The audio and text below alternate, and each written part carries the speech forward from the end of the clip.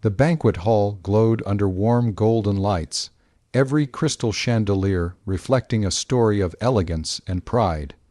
Tonight was supposed to be special, my parents' anniversary, 30 years of love, sacrifice, and everything that built our family. Guests in expensive suits and shimmering dresses filled the room, their laughter blending with soft music that floated like a dream. I stood near the entrance, holding a small velvet box in my hands. My fingers tightened around it as I watched everyone inside. I had spent months saving for what was inside. A simple gold locket engraved with my parents' initials. It wasn't grand, but it was meaningful. At least it was to me. Why are you just standing here? My sister's voice cut through my thoughts. I turned to see her walking toward me, her heels clicking sharply against the marble floor. She looked flawless, confident everything I wasn't. I was waiting for you all, I said, offering a small smile. Thought we could go in together. She exchanged a glance with my brother, who had just joined her. Something about their expressions made my chest tighten. Listen, my brother said, adjusting his cufflinks, we need to talk. The tone wasn't kind, it wasn't even neutral, it was final. What's wrong? I asked, though deep down I already felt the answer coming. My sister crossed her arms. This dinner is important. There are high-profile guests, business partners, people who matter. I frowned, and you don't exactly fit the image we're trying to present tonight. For a second, I thought I misunderstood. What do you mean I don't fit? My voice came out softer than I intended. My brother exhaled impatiently. Don't make this complicated. Just go home. We'll tell Mom and Dad you weren't feeling well. The words hit me like cold water. Go home, I repeated, my grip tightening around the velvet box. It's their anniversary. I'm their son. Yes, my sister replied, her voice sharp, but tonight isn't about you.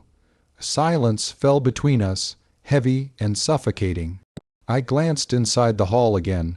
My parents were laughing, surrounded by people who admired them. For a brief moment, I hoped they would look over, see me standing there, and call me in. They didn't. Please, I said quietly, my voice trembling despite my effort to stay calm. I won't cause any trouble. I just want to be there. But my brother shook his head. Don't create a scene. Just leave. Something inside me broke then. Not loudly, not dramatically, but in a quiet, irreversible way. I swallowed hard and nodded. Okay. Turning away, I walked out before they could see the tears in my eyes. The music faded behind me with every step, each note a reminder that I didn't belong.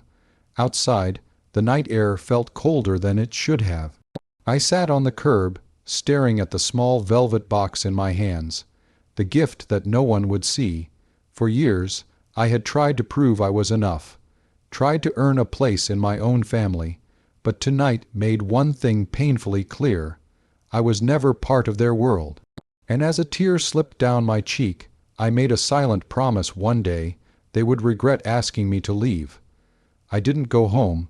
Instead, I walked.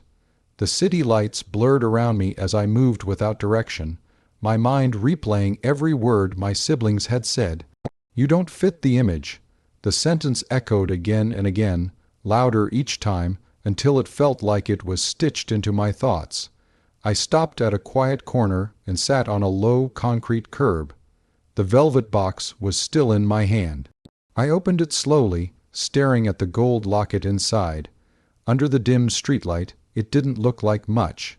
But to me, it held years of silent love every moment I had tried to belong. I let out a hollow laugh. Guess it wasn't enough. I whispered. Time passed without meaning. Cars came and went. Strangers walked by, unaware of the storm inside me. For the first time in a long while, I didn't feel sad. I felt empty. And then, slowly, that emptiness began to change. It hardened. The pain, the humiliation, the years of being overlooked. They didn't disappear. They reshaped themselves into something colder, sharper.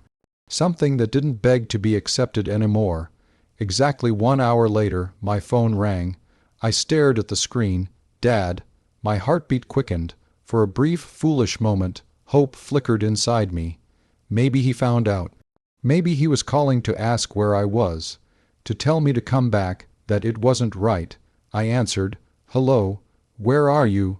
His voice was tense, urgent. "I left." I said carefully, "Didn't they tell you?" There was a pause. A long one. "No." He said finally, "Come back. Right now." Something was wrong. The tone in his voice wasn't anger. It wasn't disappointment. It was worry. I stood up immediately, slipping the velvet box into my pocket, and headed back. My steps were faster now, my thoughts racing.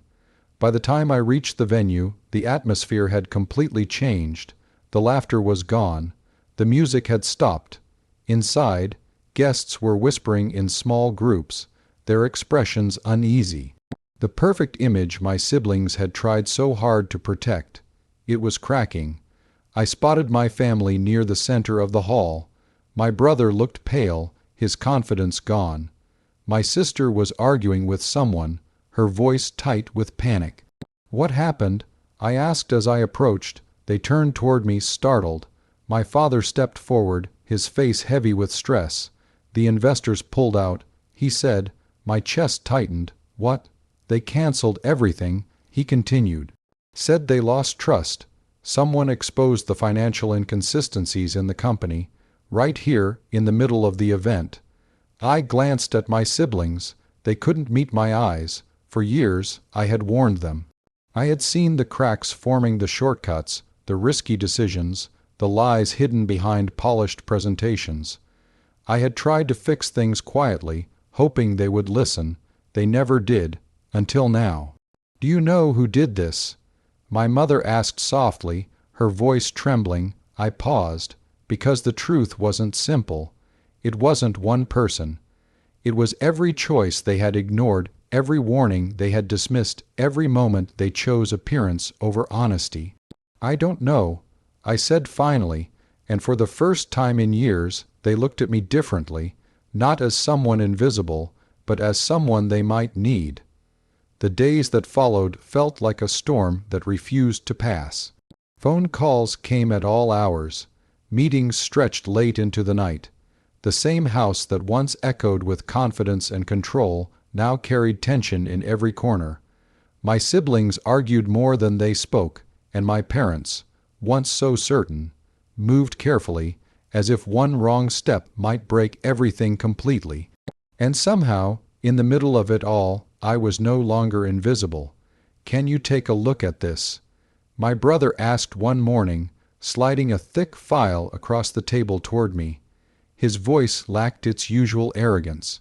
I looked at him, surprised not because of the request, but because of the way he asked it. Not as a command, as a need.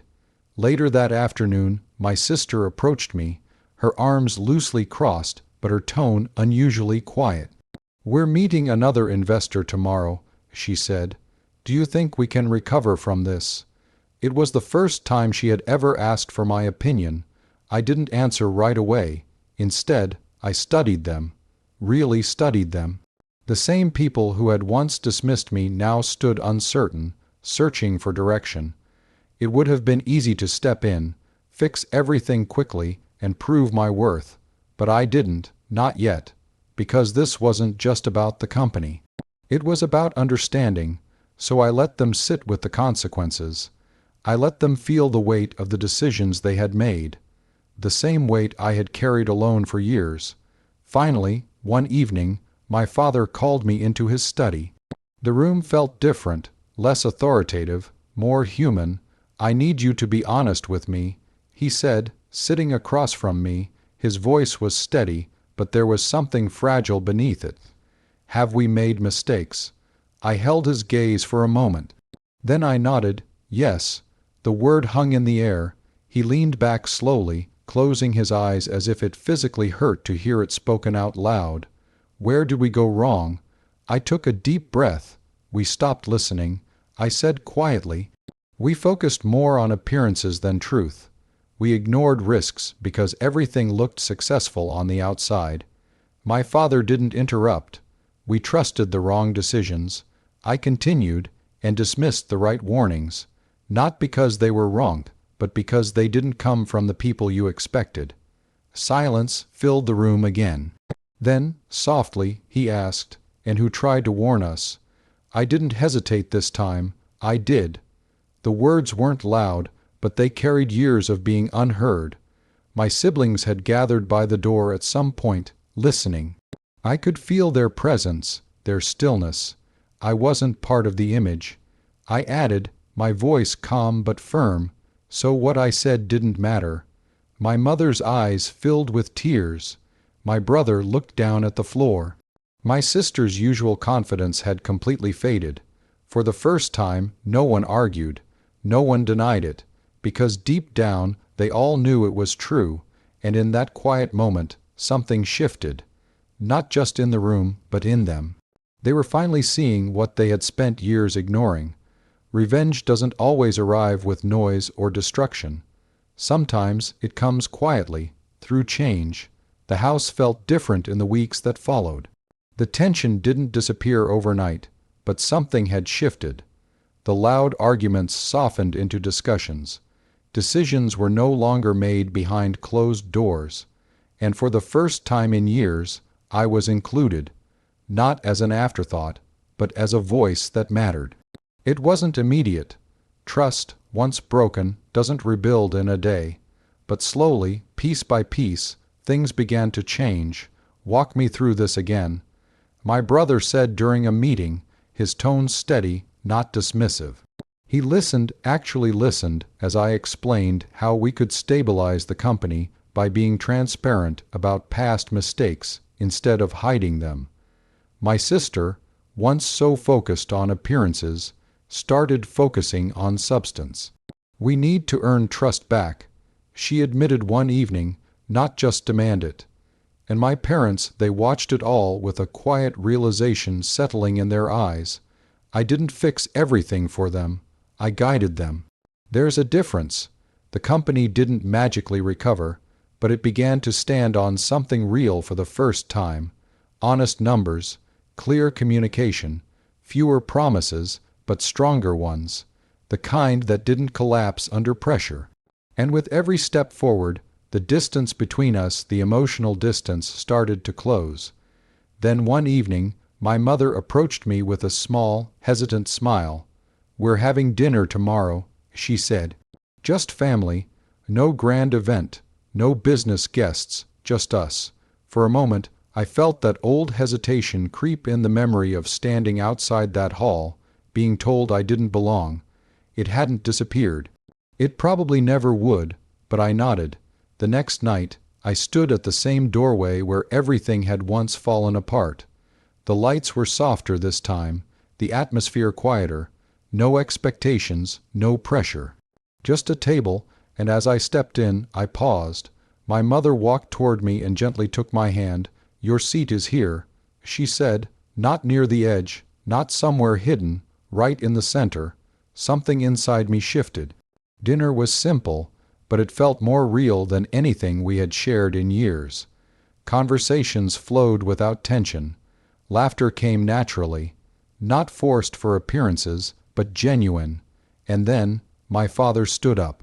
"I need to say something," he began, his voice steady but filled with emotion, "to the son we failed to see." The room fell silent. "I'm sorry," he said, looking directly at me, "for that night and for all the moments before it." My siblings didn't speak, but their expressions said enough. Regret, understanding, change, this was it. The moment I had once imagined, the moment where they would feel what I had felt. But standing there, I realized something important. I didn't want them to suffer. I wanted them to understand. I took a slow breath. "I forgive you," I said, and just like that, the weight I had carried for years began to lift, because the sweetest revenge wasn't breaking them. It was becoming someone they could never ignore again. May